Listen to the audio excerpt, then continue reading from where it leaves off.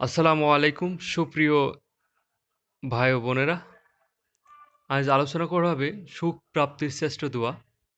যে দোয়া পালন করলে বা যে দোয়া পড়লে সুখ প্রাপ্তি লাভ হয়, সেই দোয়াটি হলো রব্বানা আতিনা ফিদ দুনিয়া হাসানা ওয়াফিল আখিরাতি হাসানা ওয়াকিনা আযাবান্নার।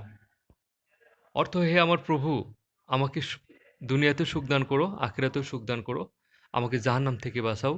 সূরা আল বাকারা আয়াত নম্বর 201। এই দোয়ার যে ফজিলত তো হলো, এই দোয়াকে সর্বশ্রেষ্ঠ দোয়া বলা হয়ে থাকে। নবী করিম সাল্লাল্লাহু আলাইহি ওয়াসাল্লাম এই দোয়াটি সবচেয়ে বেশি পাঠ করতেন। বিশিষ্ট তায়েবী হযরত কাতাদাহ রাদিয়াল্লাহু ইসলাম সাহাবী হযরত আনাসকে রাদিয়াল্লাহু জিজ্ঞেস করলেন, নবী সাল্লাল্লাহু আলাইহি ওয়াসাল্লাম কোন দোয়া বেশি পড়তেন, কোন দোয়া বেশি করতেন?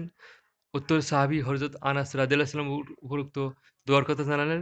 তাই হযরত আনাস রাদিয়াল্লাহু যখন নিজে দোয়া করতেন, তখনই এই দোয়াতে এই আয়াতকে প্রার্থনারূপে পাঠ করতেন। এমনকি কেউ তার কাছে দোয়া চাইলে তিনি তাকে এই দোয়া দিতেন।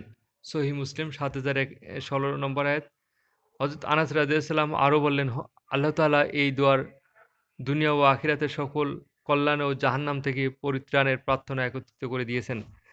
অবশ্যই আমরা চেষ্টা করব এই দোয়াটা পাঠ করার জন্য, কারণ কি এই দোয়ার মাধ্যমে সুখ প্রাপ্তি লাভ হবে এবং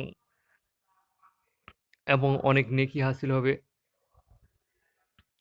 আমরা নামাজ শেষে এবং যখন আমরা সময় পাই তখন এই আয়াতটি পড়ার চেষ্টা করব। এই আয়াতের ভিতরে অনেক ফজিলত আছে।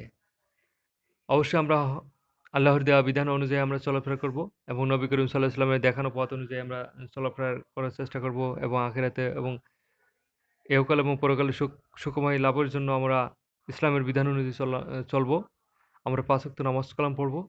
আমরা ৫ ওয়াক্ত নামাজ পড়ব, ইবাদত বন্দেগী করব। কোনো ভুল ত্রুটি পথে চলব না। সুস্থ থাকবেন, ভালো থাকবেন। আল্লাহ হাফেজ।